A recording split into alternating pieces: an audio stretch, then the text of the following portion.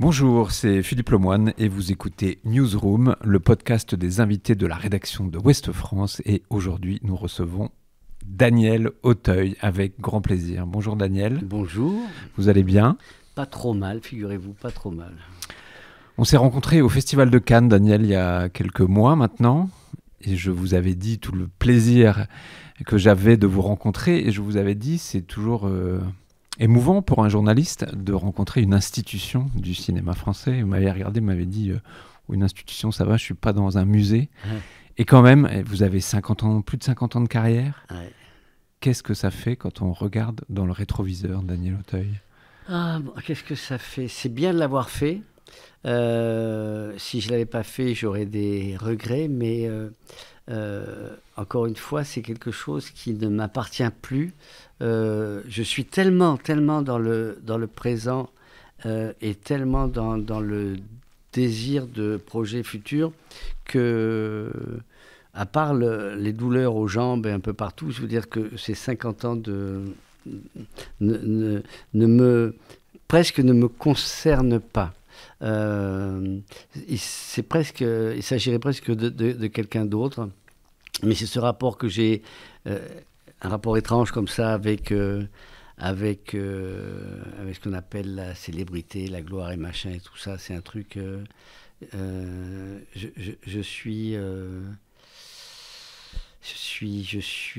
Qu'est-ce que je suis par rapport à tout ça? Bonne question. Ouais, non, je pense que je suis toujours dans la poursuite des rêves. Il y a toujours un coup d'après avec vous? Ouais, non, mais des rêves d'enfance, quoi. Je veux dire que j'en reviens pas, si vous voulez. Parce que c'était quoi vos rêves d'enfant? Quand vous étiez un petit garçon, vous rêviez de devenir un acteur aussi célèbre que vous êtes aujourd'hui? Mais non, je pensais pas du tout à la célébrité. Je n'avais qu'une envie, c'était d'être sur une scène, de jouer. Et quand je suis arrivé à Paris, j'aurais payé pour jouer. Maintenant, non plus. Mais cela dit, je dis ça, mais je fais des choses souvent pas. Bon, bref. Oui, c'était un besoin. Ce truc de, j'arrivais pas enfant à l'exprimer, mais c'était un besoin irrépressible que j'avais d'être sur une scène, et je pensais pas au cinéma, par exemple. C'est quelque chose auquel je me projette. Et pourtant, dans le cinéma, il y a quand même peu d'acteurs qui ont la palette que vous avez. On les compte plutôt sur les doigts d'une main. Une carrière aussi longue, évidemment, mais surtout le nombre de genres cinématographiques que vous avez abordés. Entre la comédie potache des Soudoués à vos débuts et les grands films avec Claude Sautet, et tout l'univers Pagnol, et les polars, quand vous jouez MR73 d'Olivier Marchal. Vous avez abordé tous les styles avec quand même beaucoup de talent, beaucoup de présence. Vous avez fait rire, vous avez fait pleurer. Il y a peu d'acteurs qui ont ce parcours-là, quand même. Eh bien, vous avez raison. Il y en a peu. Mais cette espèce j'ai traversé j'ai traversé tous ces films, toutes ces époques avec la même énergie qui était, en vérité, il n'y avait pas de calcul de carrière, il y avait juste une envie de bouffer la vie, de la vivre, de rencontrer des gens, de faire des voyages. Et les films, c'est des rencontres. C'est ça qui m'a... c'est rencontrer des gens, tourner avec des partenaires, c'est visiter des pays, c'est cette aventure. Pour moi, le cinéma, c'est une aventure magnifique qui m'a conduit jusque-là et qui continue à me conduire. C'est-à-dire que je ne pensais pas qu'un jour je referais un film et que ce film se mettrait à plaire moi, si vous voulez, je m'étonne de tout, je suis étonné de tout. Alors, je ne voudrais pas passer pour un débile, mais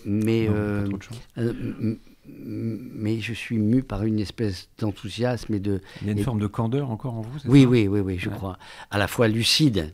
Je sais l'âge que j'ai, je sais tout ça, je sais le monde qui m'entoure, je connais... Mais je sais que...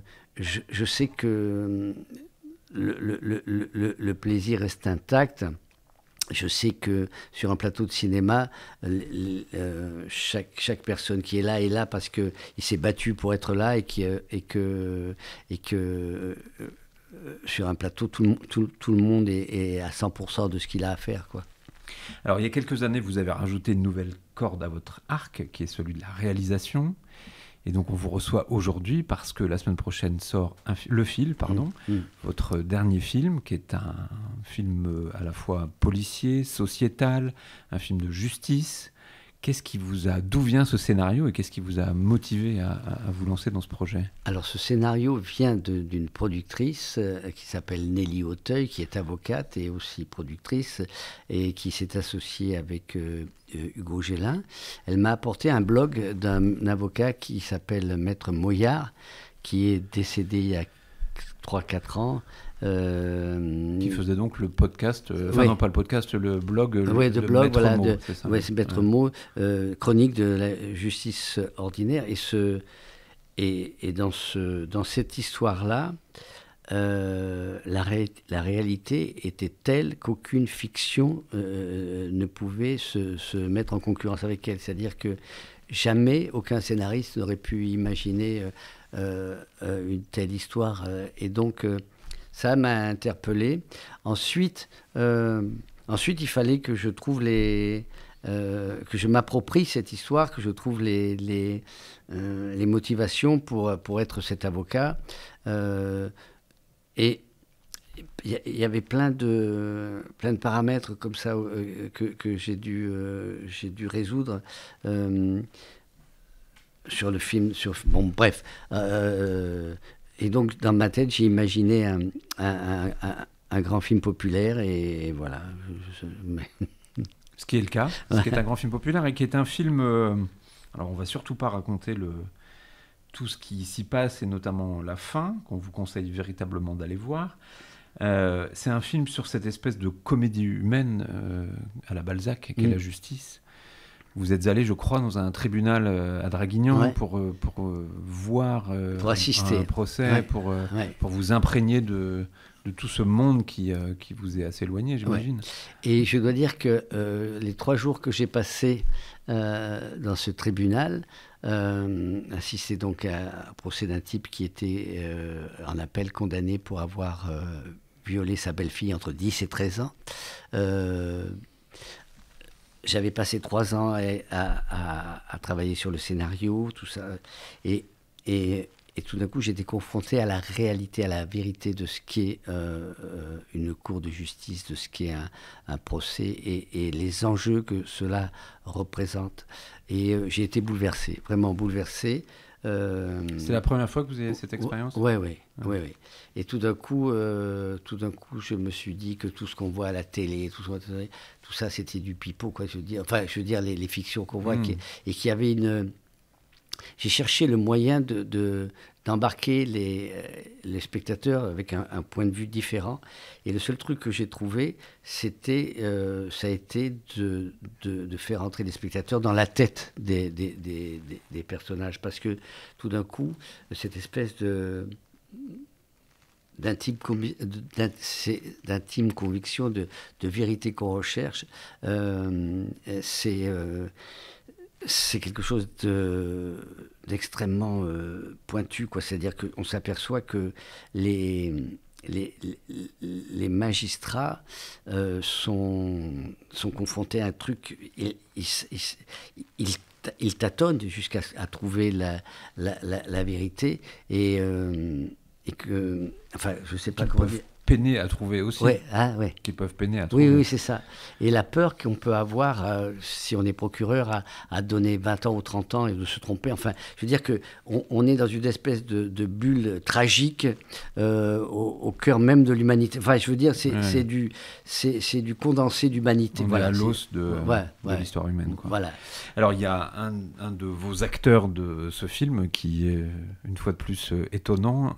C'est Grégory Gadebois. Qui est immense acteur. Qui était vraiment un immense acteur qu'on voit grandir de plus en plus. Et là, particulièrement dans ce film, qu'est-ce qui vous a...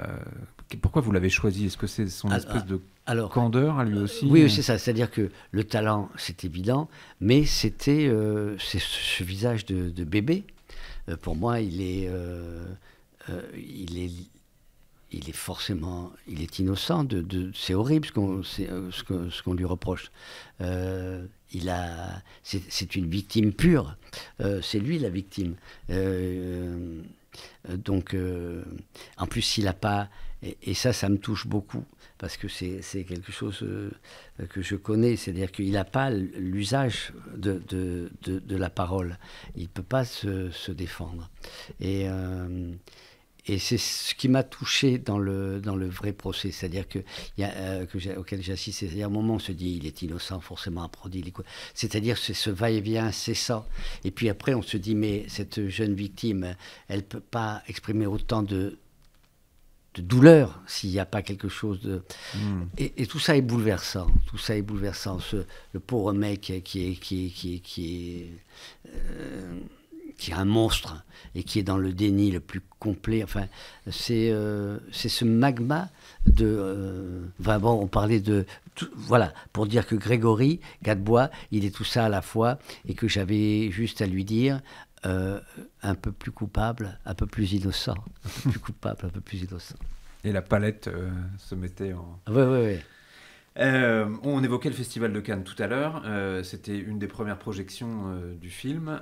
Il y avait une standing ovation qui a duré très longtemps. Vous avez été applaudi, vraiment la salle était pleine et vous avez été applaudi, comme hier soir à Rennes. Qu'est-ce que ça vous fait après, là aussi, 50 ans de carrière, après des scènes, après... Est-ce qu'on est toujours porté par ces applaudissements ? On en veut encore plus, on en veut toujours. C'est le problème, c'est que c'est sans fin. C'est-à-dire que ce réceptacle on a l'impression au fur et à mesure qu'il se remplit, se vide, il y a une fuite. Vous voyez, je veux dire, c'est après des mois de travail et de doute, rien. Un film n'existe, ou une chanson, un truc n'existe que quand il est confronté au public. Et avant on ne sait pas. On sait pas. Ça reste son œuvre, mais on sait pas si... Alors, ce qu'on sait, c'est qu'on a beaucoup travaillé, que c'est rigoureux, que c'est tout ça, mais on ne sait pas. On ne sait pas ce que ça va faire sur les gens. Alors, ce que je dois dire aussi, c'est que en tant qu'acteur, sans fausse modestie, je suis habitué à, je le dis pas modestement, je suis habitué. Mais comme metteur en scène, ça m'a touché beaucoup, parce que forcément, il y a tout au long de sa vie, tout le temps, dans les métiers artistiques, il faut tout le temps prouver, et à chaque fois, il y a un succès, et alors c'est bien, mais le fois d'après, il faut continuellement se mettre en question et s'exposer. Et c'est ce qui est à la fois excitant et douloureux parfois. Et quand c'est bon, comme là, c'est bon, quoi. Donc faut prendre. Faut prendre. Ouais. Ça veut dire quoi être populaire pour vous ? Être populaire, c'est c'est être dans le cœur des gens comme d'autres. Comme moi, j'ai vécu ça par rapport à d'autres. Par exemple, cet Alain Delon qui est parti. Je ne veux pas me comparer à lui, mais être populaire, c'est être un peu dans le cœur et dans la tête des gens, mais sans l'avoir cherché. Parce qu'on peut pas, c'est pas un truc qu'on se dit je vais être populaire, je vais à Paris, je prends la valise, je vais être populaire. Moi, quand j'ai fait ma valise, je suis parti, d'abord voilà, toute ma vie c'était ça, je suis dans le train, je me suis dit mais putain, qu'est-ce que tu fais là ? Tu as 19 ans, tu vas à Paris, je voyais ma mère au loin, je faisais au revoir, c'est être... donc voilà, je voulais juste monter sur une... On sait pas, on peut pas... Vous vous souvenez du déclic du jour où, à un moment donné, enfant, vous avez ressenti, souvent on parle d'un spectacle scolaire, d'un dîner de famille où on est monté sur la table et... Moi, je suis monté très jeune sur scène parce que mes parents étaient artistes lyriques, ils faisaient de l'opéra, de l'opérette. Et à 4 ans, j'étais le fils de Madame Butterfly. Donc, j'ai un ressenti très précis de cette première montée sur scène.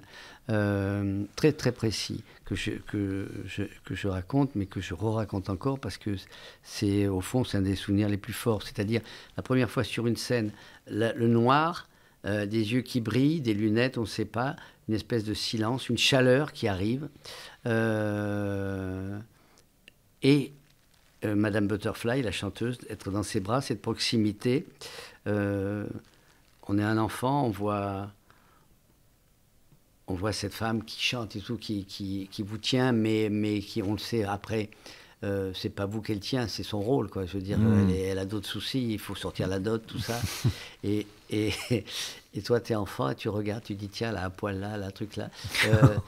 C'est... mais... et puis, vu de la salle, c'est voilà, c'est à la fois la proximité et la distance qu'il y a. Être sur une scène, c'est à la fois où jouer la comédie, c'est à la fois être la moitié du cerveau qui s'oublie et l'autre qui contrôle tout. C'est un contrôle permanent. C'est ne pas être submergé par sa propre émotion pour la laisser au spectateur.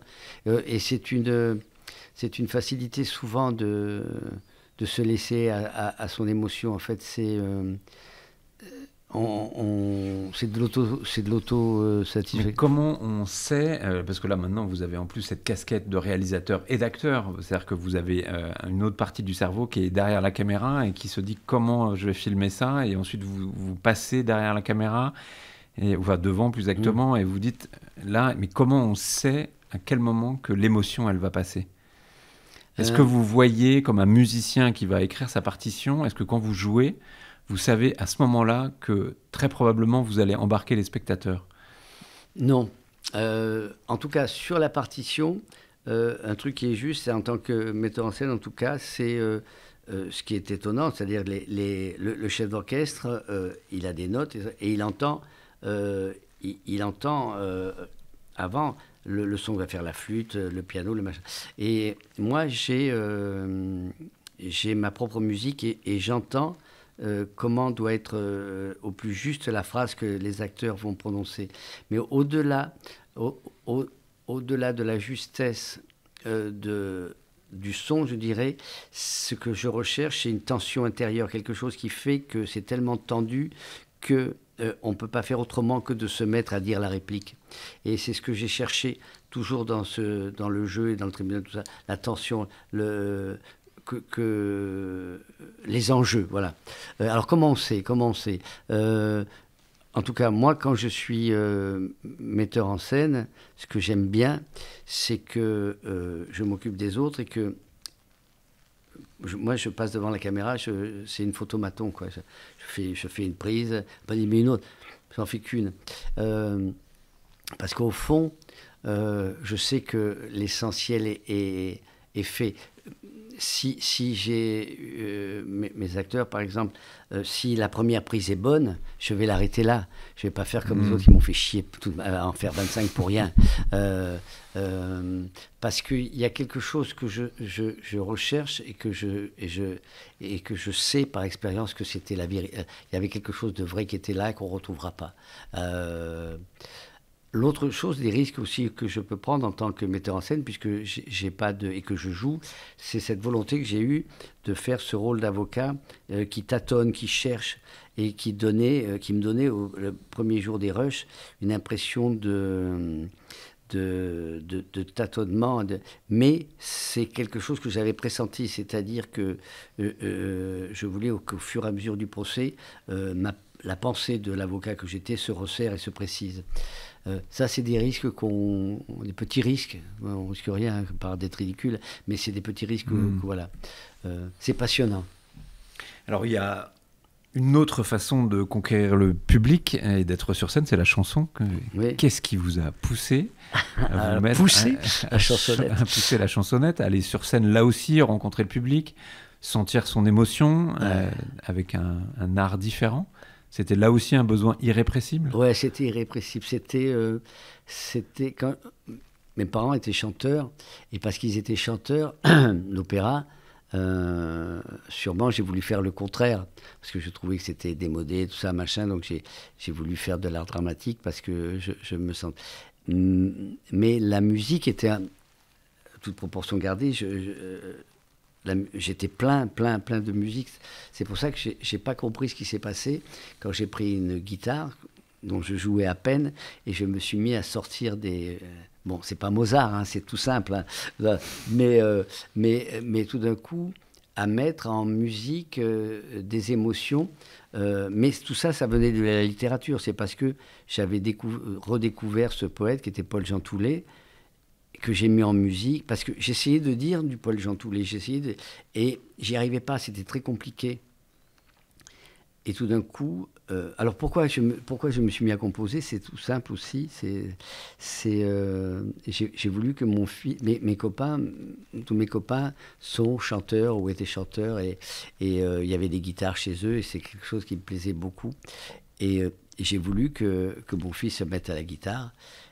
Et pour l'encourager, je me suis mis à la guitare aussi. Alors on avait le même prof, nous sommes gauchers tous les deux. Et à un moment donné, je pose une question. Il a quel âge, votre fils? Il va avoir 15 ans. Et je lui dis à ce professeur, je lui dis, mais là, je voudrais, comment on fait pour les arpèges et tout ça? Oh, il me dit, oh, écoutez, à votre âge, vous emmerdez pas avec ça, amusez-vous à composer. Je dis, je fous de ma gueule, c'est que j'ai 3 accords. Et c'est sur les tournages. J'ai amené ma guitare sur les tournages. D'abord, j'aimais bien amener ma guitare, ça pétait, alors je ne jouais pas, mais j'aimais bien. Et je me suis plus jamais ennuyé entre les prises et tout. Oui, parce que ça peut être long, l'attente sur ouais, un plateau. Mais de moins en moins, hein, parce qu'on ne peut plus se permettre. Hein, il n'y a plus les moyens d'attendre des heures. Mais je ne me suis plus jamais ennuyé. Et alors, je continue. Je me suis retrouvé avec une vingtaine de chansons comme ça. Et qu'est-ce qui m'a pris? L'ego, je pense. Un truc d'ego. Et puis quand j'étais jeune, j'avais fait deux 45 tours qui avaient plutôt bien marché. C'était quoi? C'était Stop, que la vie me pardonne. C'était exact, oui. Une chanson de Renaud de Tressan, ouais. qui faisait du Soldat Louis. Voilà. Si je dis ça parce qu'il est très connu en Bretagne. Ouais. Donc, voilà, je me suis... Et puis j'avais il y a un mec que j'admirais, que j'aime toujours, qui est plus là, c'était Reggiani. C'est-à-dire que, en fait, ce qui m'a poussé, je vais vous dire, c'est l'émotion que me procurait la poésie, la musique. J'ai découvert la poésie grâce à la musique, à Léo Ferré, à Brassens, à Ferrat et à Reggiani, qui mettaient en musique les poètes. Et donc, c'est pour ça que j'ai mis la première fois ce Paul Jean Toulet. C'était une veine pour moi que personne ne le connaisse vraiment trop, ce Paul Jean Toulet. Et puis, je suis allé à à Arles avec un ami guitariste à moi. On a répété. Je suis allé faire une quinzaine de chansons dans cette chapelle. Et là, j'ai senti une émotion particulière. Parce que ça, c'est mon métier. C'était une autre forme d'émotion. Ouais, mais j'ai senti, c'est mon métier. J'ai senti que les gens, je les tenais. Et qu'il fallait améliorer. Donc c'est là où j'ai rencontré Gaëtan Roussel et qui m'a fait les arrangements et tout ça. Voilà. Qu'est-ce qui m'a pris? J'ai fait le Casino de Paris. Je sors de 3 ans de tournée à travers la France, le Québec. Tout. Qu'est-ce qui m'a pris? Ça me plaît beaucoup. Ça me plaît beaucoup. C'est peut-être aussi une façon de renouer avec mes parents qui étaient là. Je sais pas, mais ça me plaît beaucoup. Enfin, tout ce qui est de l'ordre en fait, ce qui me plaît, c'est être sur scène. Vous êtes un partageur d'émotions, un conteur d'histoires, c'est un peu... Ouais, c'est ça. Mais encore une fois, sans en avoir, comment dire, avec beaucoup de force, mais beaucoup de modestie, quoi. Je sais pas, ou de pudeur plutôt. Je suis pas modeste, de pudeur. Et alors, le cinéma. Donc le film sort, mais je crois que vous avez déjà d'autres projets en tête, non? Oui, comme metteur en scène. Ouais. Alors j'avais, je vous dis, là, j'avais un projet, j'avais envie de faire j'ai travaillé tout l'été sur un livre de Philippe Claudel qui s'appelle Crépuscule. Ouais. Et je me suis aperçu que son livre serait toujours plus fort que le film que je pourrais faire. Et que ce qui peut faire un bon film, ça peut être un mauvais livre, vous voyez, et que, voilà. Donc, j'ai plus trop de projets pour l'instant, je cherche. Donc, si vous avez des idées... D'accord, on va vous en trouver. Merci beaucoup, Daniel. Mais c'est moi qui... Bon, mais je suis devenu bavard depuis quelques années, mais c'est l'âge. Non, c'est très bien. Merci beaucoup. Merci à vous.